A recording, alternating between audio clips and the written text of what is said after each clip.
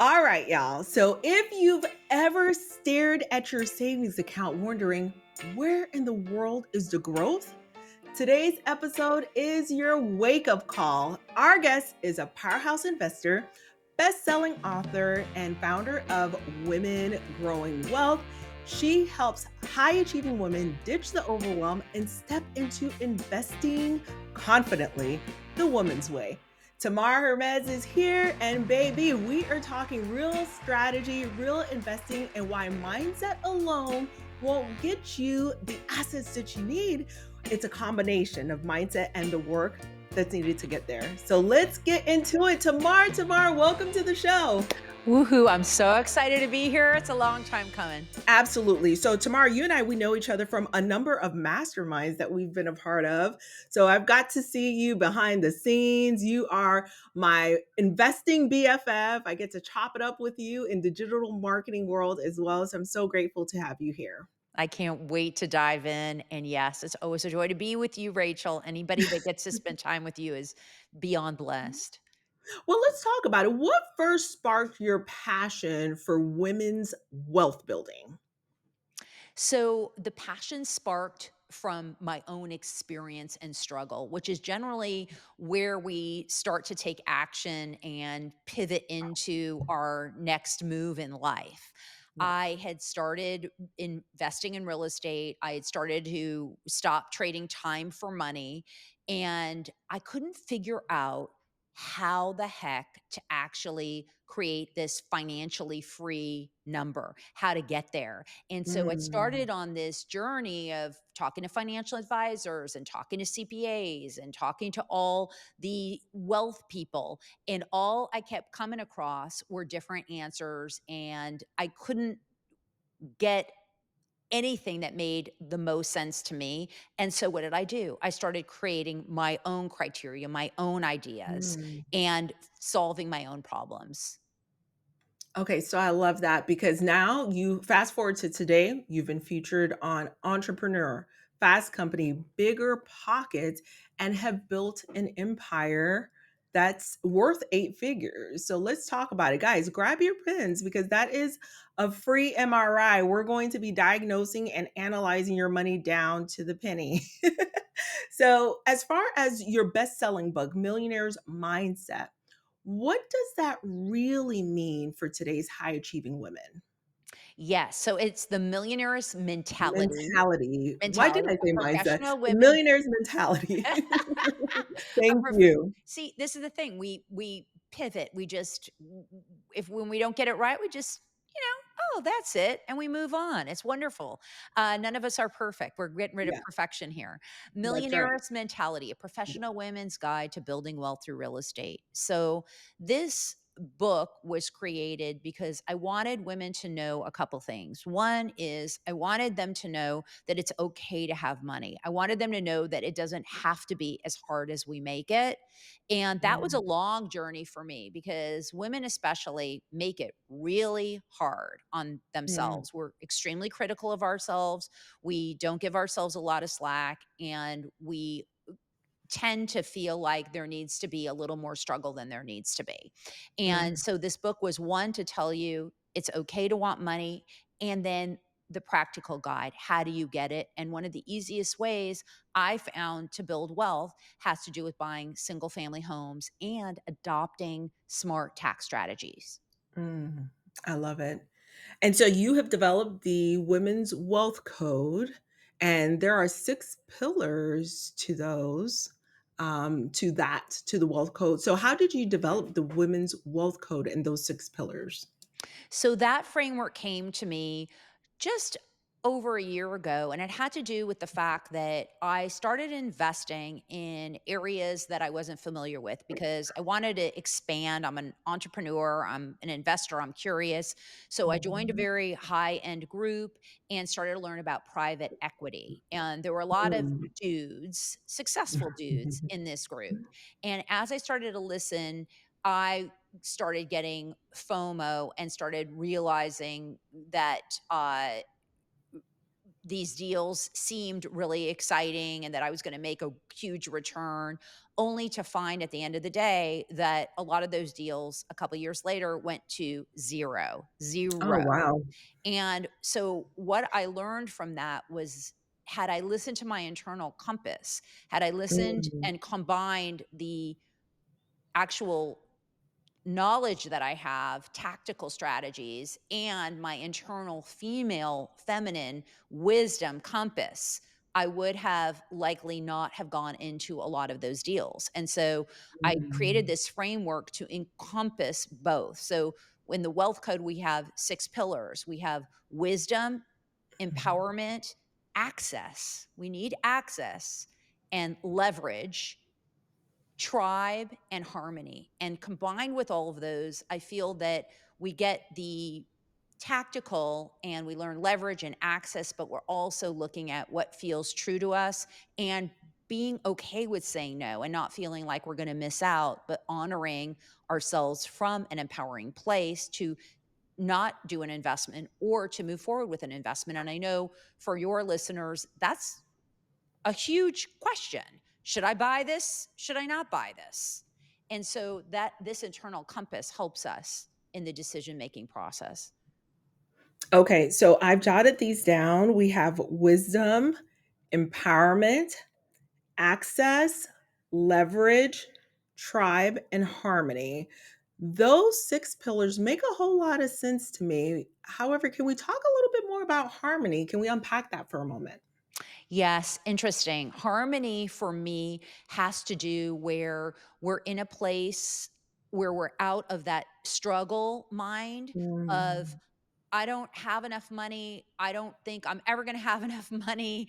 I don't know mm, what deals align. So I'm just going to invest with the bros. This piece is the part where we start to see how much we actually need and want, how much is enough. And there's a calculation for that. And we start to invest in alignment with what we really want and need, not with just this imaginary number. And when we make the investments, we know the investment is actually in alignment with us. So, for example, I always say now, we bet on the jockey.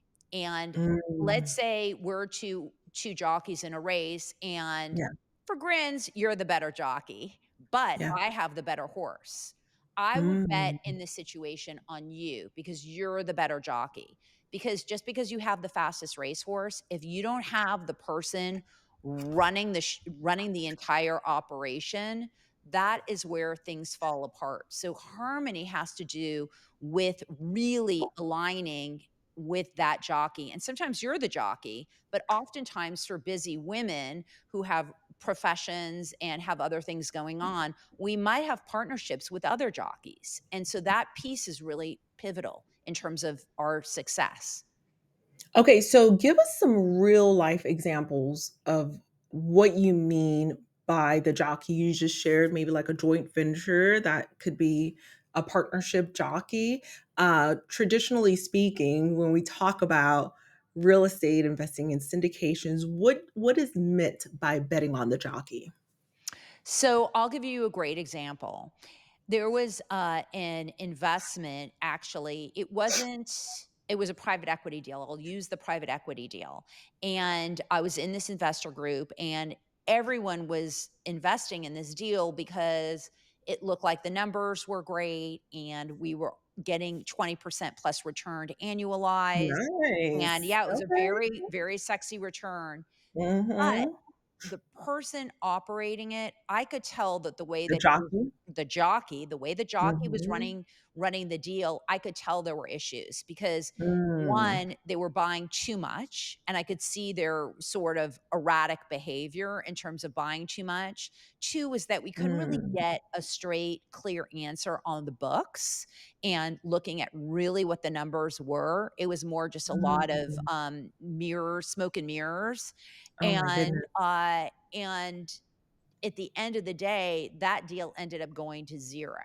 So Yeah. that was a deal where everything looked good and it seemed like A all dream. all That's a dream return, all the yeah. pieces were in place, Mhm. and then but that jockey, I could see the erratic behavior, so that was not harmonious to me Mm. because then I'm in this deal, I've got money in the deal, I can see things aren't working, and I actually had times where I could have gotten out of that deal, but I didn't do it because Mm. I didn't connect with that piece of my place in my mind where I realized that sleeping well at night is more important than trying to make a return with the bros. And I keep using that example, even though I have a Mm. ton, I could give you just as many examples of that painful experience with as many deals that have worked, where I make Yeah. that kind of return and it works well. And that has to do with, again, with being able to trust that piece. Now, sometimes I'm the jockey. So, in terms of harmony, I bought an Airbnb at the end of last year, Yeah. and I pretty much knew all the criteria that I needed in order to make it work. I knew the location, the price, the model, and so I was betting on myself in that case, and the models worked out exactly the way that I had planned. Love that. Love that. That's a great example. And I love the transparency because oftentimes we hear the sizzle reel and not necessarily when things don't go as expected and how to avoid those. So thank you for painting that picture for us. Now, you've said women build wealth differently with intuition and grace. What are some of the biggest money myths that you help women unlearn?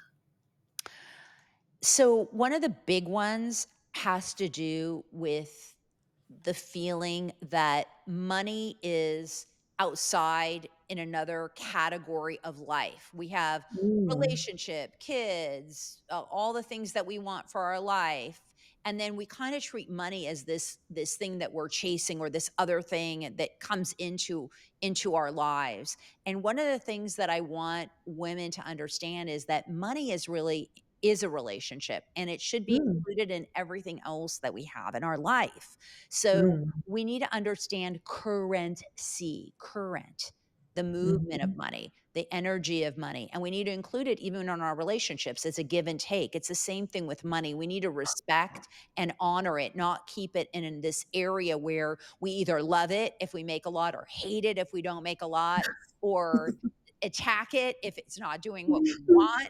And instead, how can we bring it into our world and make money part of the stew and make it part of everything? And all of a sudden, I don't know if you can even feel that if you're listening to this, that all of a sudden it was like, oh, huh, it's just this kind of relief. Okay, money is not against me or for me, money is with me. Mm, mm.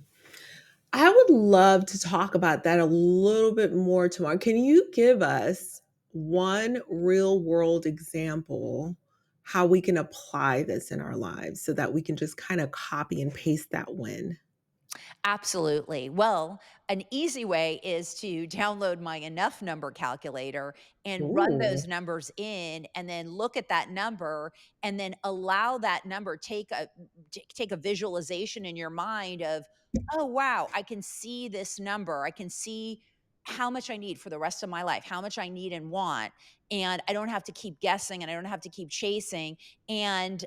And then what I do is I allow that to be part of my world. Like if it's a goal that I'm working towards, I tell myself, okay, that's a goal I'm working towards. So I'm going to integrate that into everything I do in my daily life. And what I mean by that is that I let it I let numbers, wor I work with numbers. So, what I'll do is I will, let's say this is a great example. My one of my clients, I was asking them, "What do you do when you get that panic of like, oh my gosh, the money's gonna go away?" That's a big one for us for some reason, for women especially, that we make a certain amount of money and we think, "Okay, if I don't do everything with all my ducks in a row, all the money's gonna be gone." So what she does is she'll go to her numbers, she'll go to her enough numbers, and then she looks at it. Okay, I'm on track. Okay, I see this money's coming in my bank account. Okay. So that's a real world way in which we can start to create that money to work with us.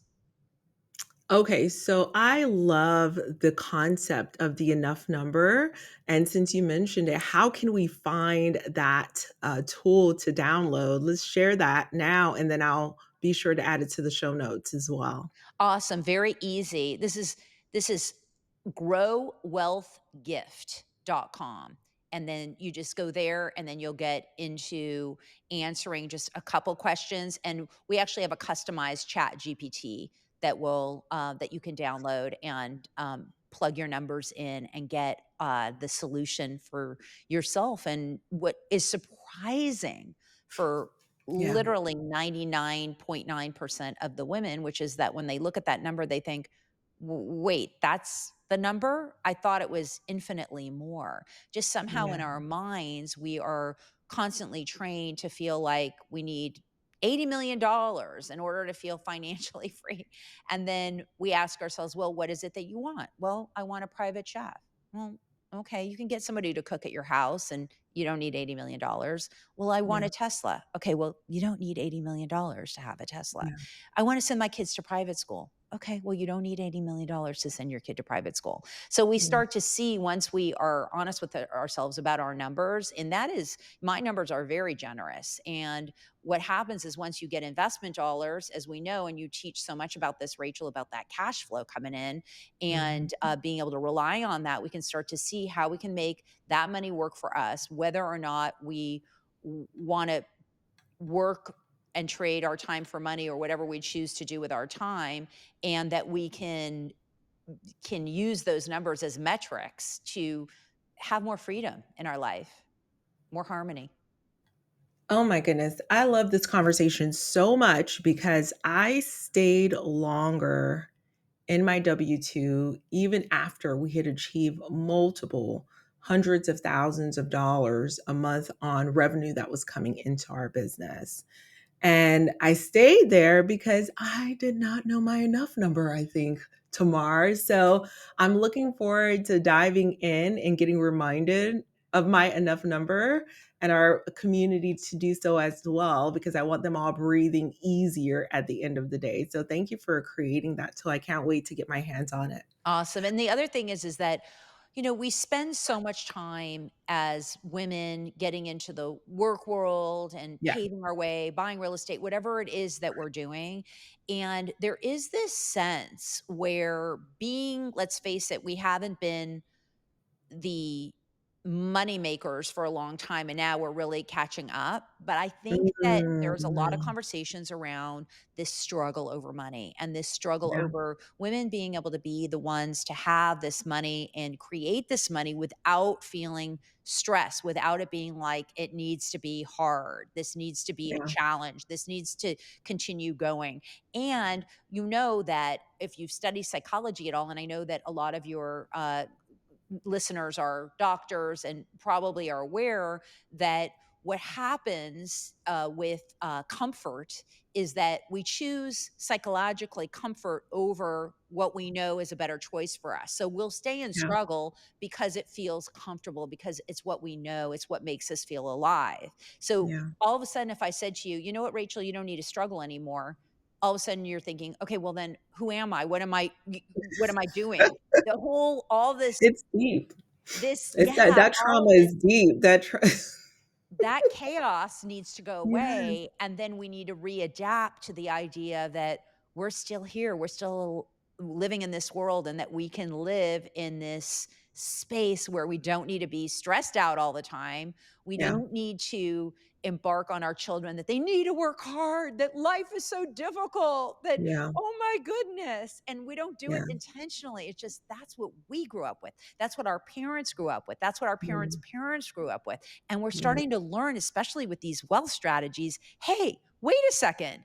The game has been rigged. It's been rigged to make us feel like we need to be stressed all the time. Yeah. 100%. And what's the biggest rigging of the game, and I know even before we hopped on, we're in the green room, we're talking about taxes, right? The IRS does not award you working extra at the W-2. As a matter of fact, you might get punished. I've been punished. My husband and I were working 5 jobs between the two of us, and I'll share just a quick story, Tamar. And we're paying down our student loans, we're paying our bills, and then we sat down and we got a $42,000 tax bill, a $60,000 tax bill, and that's when we sat down and was like, This is a scam. This is a scam." And so we were not being rewarded until we shifted to investing. So the IRS will reward business owners and investors. It does not reward W-2 workers. No, it doesn't, and there Mm, are certain strategies that you can put into place mhm. to help support the W-2, but it's Yeah, difficult because that money gets declared and everyone sees it, and the boxes get checked and the money gets taken away to pay taxes, and I actually mhm. my daughter, as you know, my 23-year-old is just about to embark on medical school. And Yeah, so I am on the same journey of my young daughter watching me and still wanting to help the world and wanting to support I love it. being a doctor, Yeah, and hopefully she'll learn enough from me where she can strike that balance so she doesn't fall into a trap where she feels like she's just trading time for money and never getting ahead. yeah. I love that. I love that. You've mentioned quite a few things that I wanna circle back on eventually. The fact that there's a custom GPT associated with your tool, I am in love with that for sure, and I'm sure the audience is like, "Ooh, I wanna learn more." So, definitely looking forward to jumping into that tool, but before we do so now, Tamar, let's zoom in for a second on whole life insurance policies. So I used to be, I'm a recovering Dave Ramsey follower, and he definitely labeled that as like a scam for the middle class. And, it got a really bad rap. It's not until I started coaching other medical professionals in our world and business owners in our world, and a few of them have leveraged their whole life insurance policies as down payment for their real estate investing. And I thought, okay, that was interesting. I thought this was a scam. So you can actually use this stuff. So I would love for you to break it down for us. Why might whole life actually make sense for some people? 100%. And thanks for the opportunity to share because whole life is one that I actually love. And I actually am licensed. I work with some of the top people in whole Mm, life who actually created the whole life policy. So you can absolutely send me an email if you're interested in information after this. Rachel's going to share my links. So let's yeah. talk about whole life and why you would want whole life. So, in terms of the benefits, first of all, whole life in and of itself is exactly inherent in the name. It is insurance for your whole life. So you take term insurance, and a lot of us got term insurance thinking, okay, well, my kids are 3 now. Once they're 18, they may not need me as much. So if God forbid something were to happen to me, I've got this big injection of a life insurance policy that will take care of them for a duration period of time. Now, whole life, what it does is it starts to compound and it generally pays around 5% interest on your money. I mean, there's no guarantee in terms of that, but some certain insurance companies, the ones we work with, have been paying 5 to 6% for 40 years. So go figure. We can't say it's a guarantee, but that's what they've been paying. And it gives you this opportunity where you can borrow on that money. And when you borrow on that money, what you're doing is you're pulling the L of the wealth code, which is leverage, which is all of a sudden I just had a finite amount of money that I could work with, and now all of a sudden I'm using other opportunities for money. We always say other people's money. In this case, is your own money, even Yeah. more powerful. And what you can do is you can take loans out on this insurance policy. And then let's say you take loans out and you're thinking, but I have to pay back that loan. Well, first of all, that loan is generally at also around 5% that you're borrowing at, which is incredible. So if you have $80,000 in a whole life policy, you can borrow that literally. There's no checking your balance. There's nothing. You can just say, I want to borrow my cash value. You can utilize that value. And it, let's say you take a while to pay back that value. You only have to pay back the interest. But if you take a while to pay back that value or you never pay back that value, the cool thing about it is that upon, God forbid, on the day that you pass, you have, let's say, $1 million policy, but you took out 200,000, then your heirs would get 800,000. Nothing happens that's bad. So it gives you this opportunity to leverage. The other things I really like about it is, this is what the Rockefellers did. They had a lot of life insurance policies. And if you're building your estate and at a certain point you have a lot of real estate, you can use this life insurance policy for your heirs to be able to not have to sell the assets. They can just use the life insurance policy if they have tax that's owed. It's also great for children because let's say you put a policy on your kids, like I have policies on my children, and then I'm able to borrow their policies, and then someday when they're older, like Rachel and I, when the light bulb goes off and we realize, oh wow, we could probably use a whole life insurance policy. It gets more and more expensive as you get older. So the kids already have them in place. So over time, they can start to use those policies, and then they'll have that for their kids. And it's a nice comfort. It's a nice piece to have in play because these are levers that we can pull to one, borrow money on the cash value, and also just as a safe haven, knowing that if God forbid something happens to us, we have a cash influx that'll come to our children. And life insurance, as most people know, but if you don't know, is tax free. It comes to your heirs tax free, which is nice. Tax-free is music to our ears. All day, every day. Okay, so that is definitely something that I would love for our audience members to look into. Do your research to see if you're a good fit for this type of whole life strategy where you are right now on your investing journey. So thank you for breaking that down. Are you ready, Tamar, for some rapid fire questions? Always. All right. Can you share a moment when you felt completely burnt out and how did you overcome it? Well, Rachel you and I were just talking about this. Last year, I'll share a vulnerable time. I was really burnt out on the work that I do for Women Growing Wealth. And there were certain things in the company that weren't working the way I wanted them to. And I was just burnt out. And you kept calling me saying, "What are you doing? Where are you?" And I just couldn't. I did other things. I was very productive, and what I did was I actually gave myself the time to nurture the feelings inside me to decide, is this really what I want? And that had to do with traveling and getting away from being in the midst of everything, and journaling and meditating, a lot of meditating, a lot of Joe Dispenza. I'd wake up in the morning sometimes and I would just sit and meditate for an hour, and just really giving myself that time to ask myself, what is it that I really want? What's in my heart? And where do I want to go from here? Because the truth is that, let's face it, the things that we do, the listeners, Rachel and I, we are not just women and men who sit around and kind of let things happen for us. We are actively proactive in the world, and we value our time. So we really want to make sure that we're aligned. And so that Mhm. was a time where I really needed to take a step back, will give myself some grace in that way, and then come on full force, knowing in my soul that that is my mission, that that's what I'm meant to do.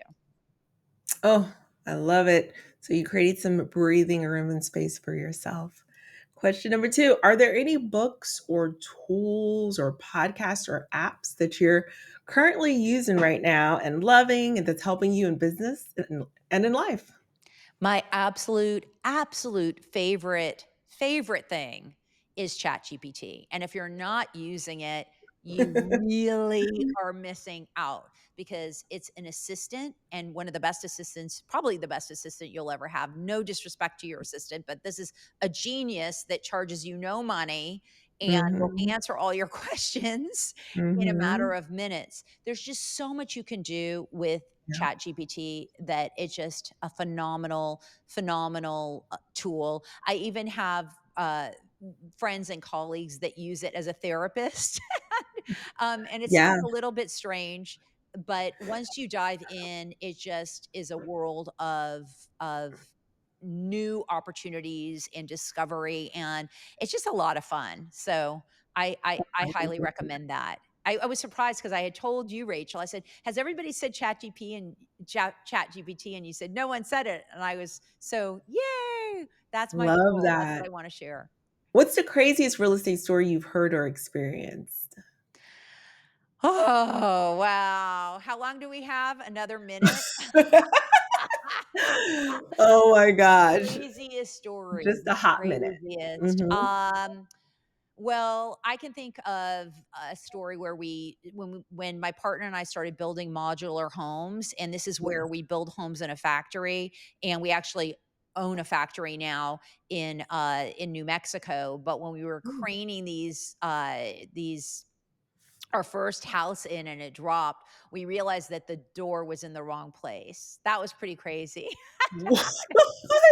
Okay, what do you mean the door was in the wrong place? Well, it was a pre-manufactured home, and they Yeah. put the Mhm. door they were boxes, so you get a couple boxes to come in, and they put the front door on the side, and so we needed to do some Oh. maneuvering. It was pretty crazy. I mean, I can think of a lot more crazy stories in terms of dealing with tenants and Yeah. Airbnb guests, but that was pretty crazy getting here you are in Nuts. development, which is a big game, and then all of a sudden Mhm. realizing that you've got a door in the wrong place. And, do you ship a big box back that costs thousands of dollars, or do you change the Oh door? my We ended up gosh. changing the door, but even that was convoluted. It's prefabricated in the manufacturer. So that was pretty crazy.